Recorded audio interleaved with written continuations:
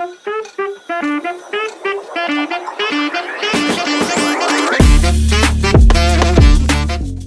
y'all, welcome back to Hopeful and Wholesome. I'm your host, Hope Pedraza, and because this space is all about uncovering the truths about health and wellness and your purpose and living in alignment with that purpose, I wanted to dive into something a little more personal today and something that I know that everybody listening or watching can resonate with. And it's all about what I wish I knew about my health 10 years ago. And I could say 10 to 20 to 30 years ago, like my entire life. And I wanted to share some of that with you. And while I could probably spend hours and hours talking about the what I wish I knew and what I would tell my younger self, now I'm going to distill it down so that I'm not here for hours talking about this. But I think this episode will resonate with a lot of people. It comes straight from the heart, and it's just a reflection of my own journey, my struggles, my misconceptions, my misguided attempts at being quote unquote healthy, right? The hard earned lessons that have not only shaped me and my own personal journey, but also my approach to health and how I help other women and people, just humans in general, help them on their journey and being able to follow my own purpose in helping others. So grab a cup of tea and get cozy and let's learn together because, like I said, I think that a lot of these will resonate with you and you will be nodding your head and agreeing with a lot of these. But my journey, and if you've listened to me interview in other episodes, I've shared a lot of this journey of my journey. And I've shared it on here as well. There's a series I did last year, I think it was the year before last. The years all start to run together. About, and I shared a lot of my journey. But when it comes to like specifically about my health journey, I mean, even I could say even 10 years ago, right? Even 10 years ago in my 20s, I thought I knew what health was, right? Even beginning my journey as functional practitioner, right? There's still, I mean, it's that life is a continuation of good, consistent learnings. But 10 years ago, 20 years ago, right? I believed the messages that I grew up hearing, right? I grew up in diet culture, and I'm sure many of you can relate to that, growing up in diet culture and what that was like, and hearing the messages of eat less, work out more, shrink your body, right? And it was do all of this at any cost, at all cost, right?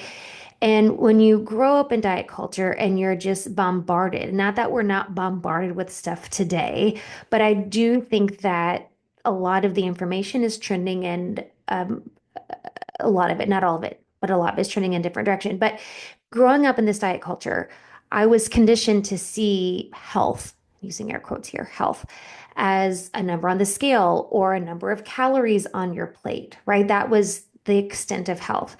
And it wasn't just about food or fitness for me. Now, this is not true for everybody. This is not everybody's story. But for me, it wasn't just about the food or the fitness. It was this identity, right? It was tied to my worth, this being healthy, right? The number on the scale, the number of calories on a plate, how many calories I could burn when I'm working out, like all of that was tied to my worth. And what I didn't realize was that how dysfunctional and disordered this way of thinking was, and how it affected not just my body, but my mind and my soul.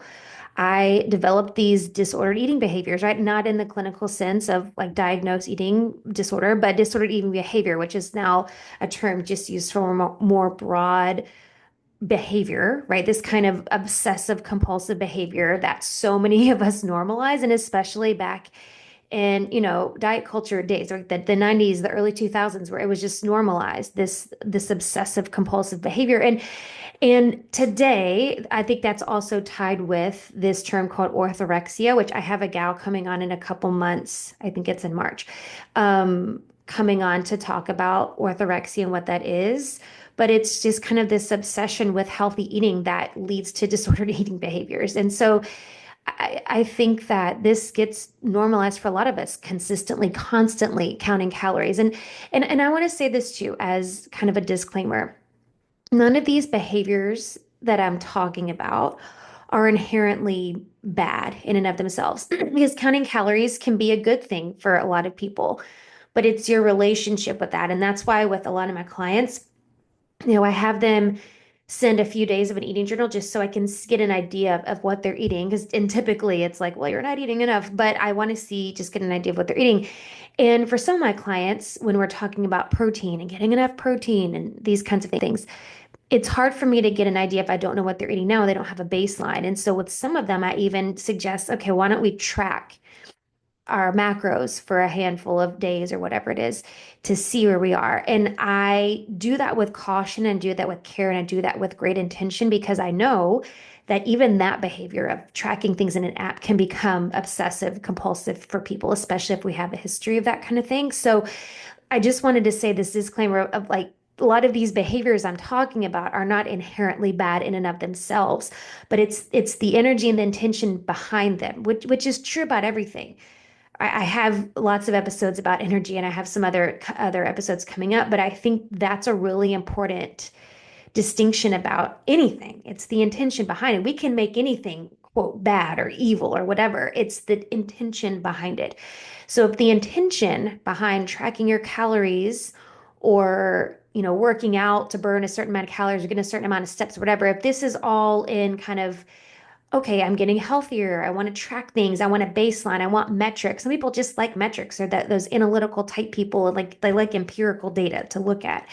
But when it becomes obsessive compulsive and now that's all we think about, we're changing our habits so that we are changing our habits and our mindset around it where it becomes something that is um consumes our thoughts and behaviors, right? This is when it becomes a problem. So anyway, that was a tangent, but I feel like I needed to say that. So going back to these things that are kind of normalized, right? In diet culture and just culture in general, right?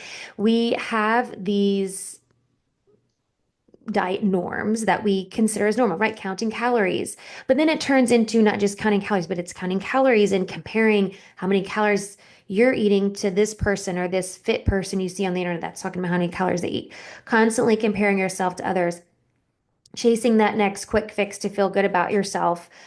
Trying the diet pill and that diet pill and this diet tea and this detox tea. I tried all the diet teas and detox teas and all. I mean, oh my gosh. So that was a thing. But what I know now is that these behaviors really and truly weren't about food at all. They were about these deeper wounds around self-worth and perfectionism and this constant need to prove I was quote unquote enough. And I talk about this. There's an episode that came out just recently where I interviewed with Brooke on the Unperfected podcast. And I talk about this in greater detail.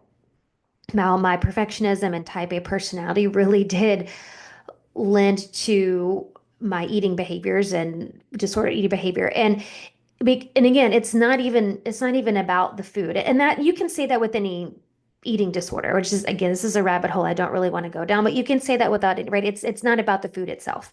And there's a ton of root cause whys, right? That around disordered eating behaviors and eating disorders and all of that. But the point is here that the deeper wounds within myself, and these were, societal wounds, societal conditioning, cultural conditioning, family conditioning, and also I think there's a lot of generational stuff that pops up too, especially with women around self-worth, perfectionism, the constant need to prove yourself and prove enough. I'm sure if you're listening, you can resonate with this. Maybe it's not something you're dealing with now, but you have in the past. Maybe it's something that creeps up every now and then. But as women, these are very common inner wounds that we have to deal with in this life. And the unfortunate thing is that a lot of women never deal with those and they go through their entire life with these beliefs and these patterns running the subconscious programming in your body and never really feel good about themselves and feel worthy and feel right that they're just chasing one thing after another. So for me, of course, I didn't know this at the time. And even I would say, even probably 10 years ago, I was still coming to the realization about these things. But looking back, I wish, I wish I could tell my younger self that health is so much more than how many calories you're eating or how many calories you're burning or how much you're exercising or how long you're exercising. And I wanted to share some of the misconceptions, if you will, that I had and what I've learned since. And like I said, there's a million of these. I want to distill these down just to a few like big, basic, high level concepts here. And I would love for you to share yours. If you want to share them, if you're watching this on YouTube and you want to share it there, if you want to share on social media or email, I'd love to hear yours too, because I love, man, I love hearing the journeys of other people. I love hearing like the comeback stories and the wisdom learned stories. So I would love to hear yours. But I want to share some of the big ones for me and hopefully some of these resonate with you. And maybe it's something you're learning now, or after I mention it, you're like, oh, yeah, you're right. I can learn from that. So, the first misconception, and I do think that society now is doing a better job of getting this message across. But the conception I had years ago was that health is all about calories in, calories out, right? That was the standard, like the metric. And I used to believe that weight loss or being quote unquote skinny, right, was just a simple math equation. It was just about the calories in and the calories out. So there were periods of eating very little calories. There were periods of lots and lots and lots of working out to burn off whatever calories were eaten. There were periods of oh, I ate more on the weekend. So now, man, I'm gonna have to punish myself on Monday to burn those off, right? There's patterns playing over and over and over and over and over again. And I think a lot of you listening or watching now know that this is not really the case. This is not as simple as that. And I know now as a functional practitioner that this is so much deeper than that. And this really is why I went the path that I did to further my education, work with people, because when I first started, even just starting out as a health coach, I was working with women. That's what they were coming to me like, oh, I just want to drop 5 pounds or 10 pounds or however many pounds. And that was really the extent of it. And when working with these women and understanding what's happening in their body, I'm recognizing, okay, these issues require deeper conversations than just talking about calories and macros, right? This isn't just a calories in, calories out conversation. There's deeper things happening, right? There's hormonal imbalances and thyroid issues and gut issues and emotional issues. There's trauma that's in that. Like there's all these things. And so now I think we can recognize hormones and mineral imbalances and stress and sleep all play this immensely massive role in how our bodies function. And it's not just about controlling calories. It's not just about calories in, calories out. It's about supporting your body holistically. If it was just as easy as calories in, calories out, I think there would be so many more, or so many less people, so many less people who are dealing with obesity and metabolic syndrome and all these issues. And I mean, do you know, if you only knew the number of women that I talk to that tell me, I'm doing everything, I'm dieting, I'm watching my calories, I'm eating clean, I'm exercising. And most of them actually are doing all of those things, right? There are so many women out there, and you listening this might be you doing all the things, but the scale isn't moving a dang inch, right? It's not moving at all. And so my point is, if it was just as simple as calories in and calories out, we'd all be fit and thin and all the things we want to be. We want our bodies to look, but it's not that simple. And I think for me, understanding that it's a more complex conversation, it's a more complex issue, and not to overcomplicate it. I don't want to do that either to make it like, oh, you're never going to figure it out because it's all these things. But I think it's important to understand that it is more complex, right? We have to take into account hormones, and we also have to take into account our energy. I have an episode about this that I'll get to later, and I have one that already came out talking about energy, but I have another one. And I think the energy piece, as some might not consider it conventional, tying that conversation into health or weight loss or anything around that conversation. The energy piece is huge, and I think there's so many.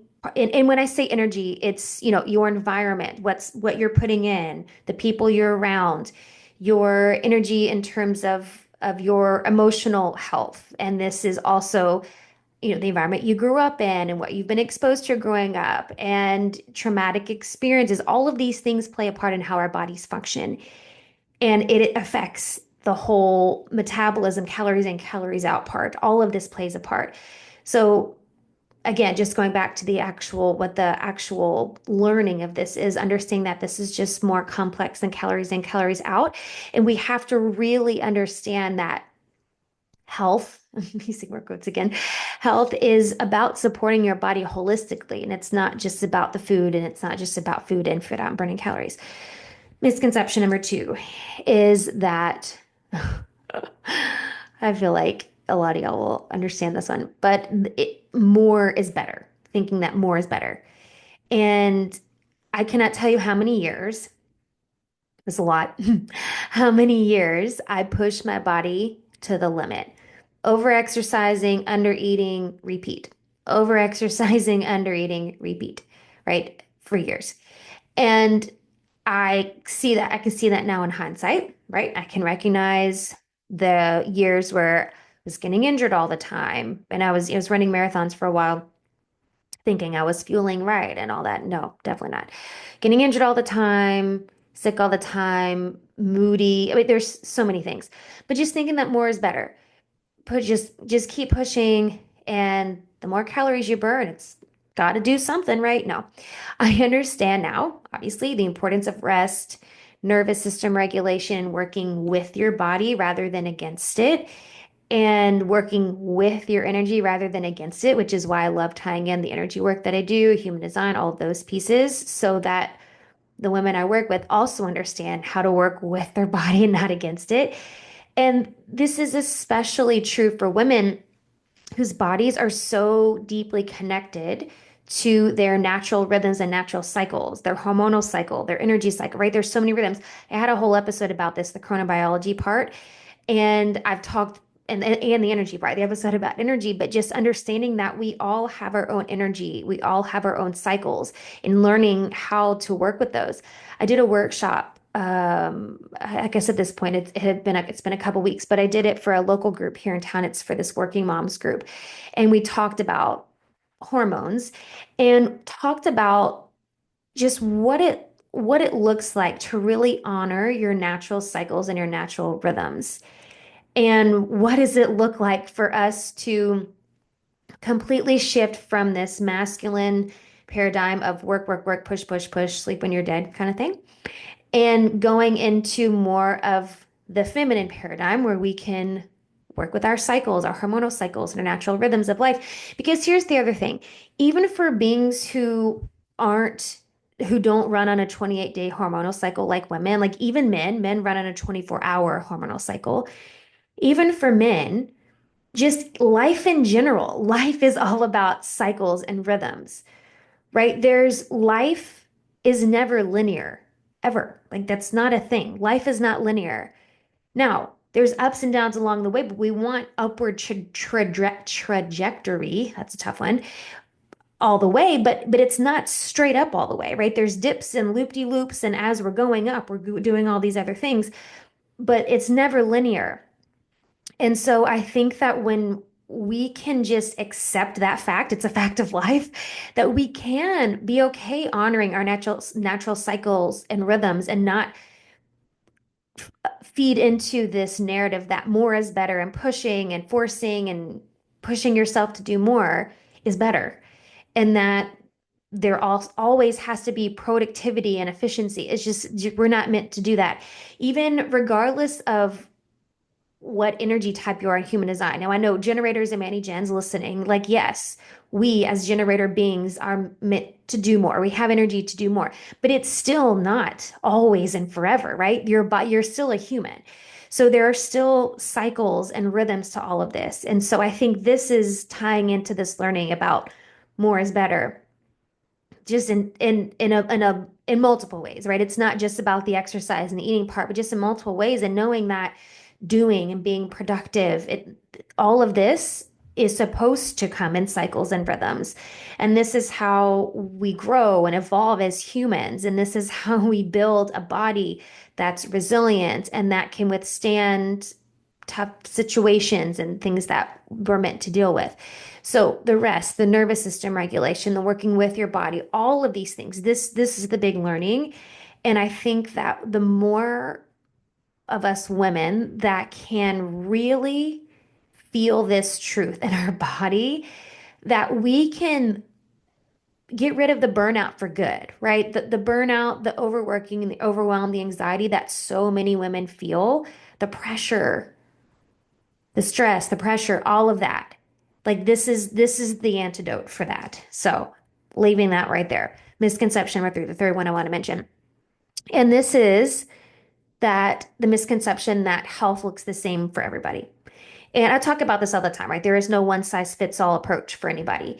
And diet culture, if you grew up in I mean, really, it's probably the 80s, the 90s, and the early 2000s. It was a chunk of time. And, I mean, even now, there's plenty of people that still think if it worked for me, it's working, it can work for everybody. And so many people buy into that because they've got these crazy transformation stories. And you see these before and after pictures like, holy cow, I want that. Whatever she did, give me that. But it doesn't always work like that. Not saying it can't, but it doesn't always work that way.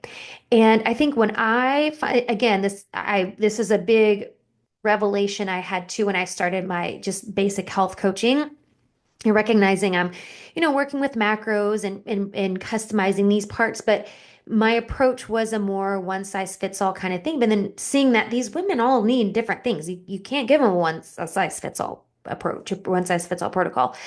And the other thing that plays into this is human design. And what human design has taught me that we are all wired so differently and so uniquely.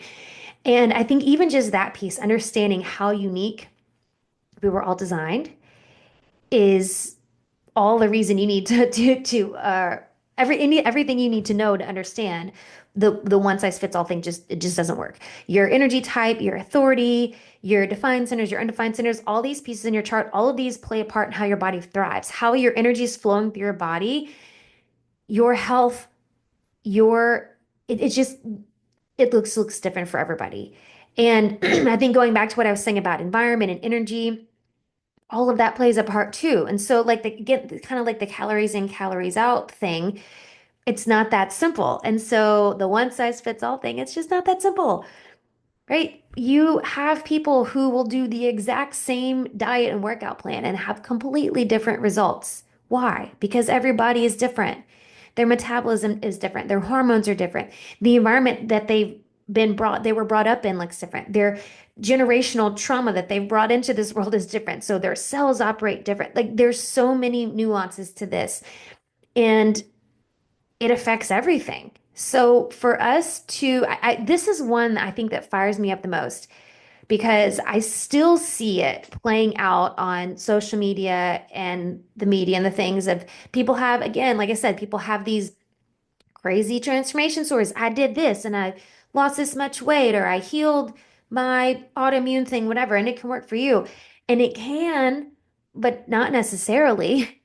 And I think so often when we're looking for the answers, it's so easy to buy into that. Well, it will work for her. It's got to work for me because we want an answer. We want to fix and we want to fix it now. We want the answer. And I think that this is part of the journey that we're here to take. Like I think part of the journey is it's all about the learnings, right? I firmly believe that we are put on this planet for our soul to gain wisdom and to learn. And I think that part of it is this learning what works for you and for your body and for your health. That's part of it. It's the learnings that this is the journey, right? This is what we're all supposed to figure out as we're going through this life. And so I think that by learning to tune into your body and understanding your body and going back to the whole rhythms and cycles things like all of this is what we are meant to learn in this life. We're meant to understand how this vessel works that we were given to take us through life. And this whole one size fits all, everybody do these things. And I just think that's just a narrative that we really need to stop. Even with the biohacking stuff, right? I've had lots of people come on and talk about different aspects of biohacking. I've talked about it myself too. And again, none of this is a magic fix, but also like it doesn't necessarily mean it's going to make you feel amazing if it made other people feel amazing. So this is a big one. And I think we all of us, me, myself included, because I could play into that too. I see something like, oh, that has to work for me. I think we just really need to be careful about that narrative that it looks the same for everybody. So wrapping this up in a bow. And I often think about this, and maybe this is something you want to journal on afterwards, after you listen to this episode. If you could sit down with your younger self, what would you tell her? Right? What would you tell her about her health and her body? I challenge you. So if I could sit down with my younger self, here's what I would tell her. I would say first that health starts with self-love and self-compassion, and that was not a concept I was familiar with. I think the self-love kind of trendy boom thing that's been around for the past, I don't know, I feel a bit like it's been around for the past decade. I feel like it wasn't really a thing until the past decade. I think in the 90s and early 2000s it wasn't a thing because it was all like, well, kind of like the more is better thing that I was talking about. You work out more and you work out harder and feel the burn and all that. So the self-love, self-compassion thing, I just think wasn't really a thing, at least not mainstream. And so I think this is a big one for me that I would want to tell myself. And it's understanding that no amount of calorie counting or clean eating or workout sessions can fix a fractured relationship with yourself. And that true healing starts when you stop punishing your body and start actually listening to it. This is a big one. Another thing I would tell myself is instead of looking for like the thing that's going to fix the thing, is understanding that mineral balance is foundational. And I love this piece. And you know that I love to nerd out on mineral balancing, but one of the biggest breakthroughs that I've had as an FDN, as functional practitioner, is understanding the role of minerals in the body and helping my clients with that and helping them understand the role of minerals in their body. And so many of the symptoms that I've struggled with over the years, fatigue, um, anxiety, digestive issues, immune issues, all of these things, all of these are rooted in imbalances that I had no idea existed. And the chronic dieting, of course, the chronic dieting had depleted me even further. It was probably a really magical combination of chronic dieting and birth control that I was on for years, right? This messes up so many things, minerals being the foundational piece. So I think I would tell myself that too, and understanding that part. And then something else is nervous system regulation, understanding the role that your nervous system plays in everything. I mean, nervous system regulation is crucial for everything. And the constant stress that I put my body under, whether it was overexercising, under eating, it just or just living in this like the perfectionist type A mindset puts you in fight or flight all the time. You were consistently in fight or flight. That's what the type A perfectionist does. And so it keeps you in survival mode because you're constantly thinking about, I've got to do everything perfect, and you're constantly thinking about, constantly worried about it. So it keeps you in fight or flight, keeps you in survival mode. So learning about my nervous system, learning about nervous system regulation has been, I mean, it's been completely transformational, life-changing, all of it. And it's why I incorporate things like energy healing and human design into my work now because it's all about aligning your energy and calming your nervous system so you can truly heal. And I think when we put that part first, the nervous system piece first, so many of the other pieces fall into place. And I work with so many women who, which I get it, and I don't want this to sound judgy because there's no judgment at all. But they come to me and they want the fix and they want it now, which I totally get, especially when you're dealing with symptoms that are painful or affecting your everyday life. I get it. But the something I tell all of them, it's not always what they want to hear, is nothing is going to change, nothing is going to heal until you address your nervous system. And the nervous system, and it's tricky in some of these situations because sometimes their nervous system is caught up in what's going on in their physical body. So, the lack of sleep gives you anxiety. Well, nervous system is dysregulated because of that. My gut issues affect, how I'm showing up at work or in my business, or whatever. And I've got anxiety around that. So my nervous system is, so there's kind of this loop, this never-ending loop that we're stuck in. And so I get that it's tricky.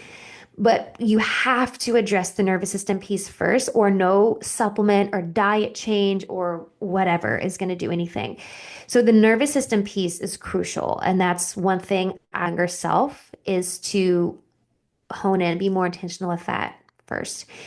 And then I think the last thing I would tell my younger self, well, I would tell her lots of things, but for today, the last thing for today is that perfection is not the goal.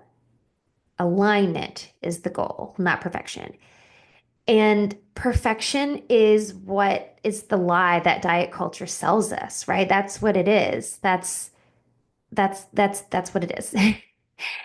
Perfection is what is what's sold to us. And it's this lie that the more you diet, the more perfect you're going to be, right? That's it. That's it. And I think when I started my own personal development journey and kind of my own spiritual journey, and especially learning about human design, I really realized the power of alignment. And I hesitate to use that word because it can get kind of fluffy and frou-frou and she. It doesn't, sometimes I think it loses its oomph, you know? But I do think it's an important word right now in right now this conversation. And I think it's about tuning in to what feels good for you, tuning in what feels good to your body, and then letting go of what doesn't. That's as simple as that. Whatever word you want to use to describe that, it doesn't have to be alignment if that word feels kind of whatever for you. But it's tuning in what feels good for you and it's letting go of what doesn't. And this is a shift that can change everything for you. I mean, it changed everything for me. How's living my life, my health, all the things.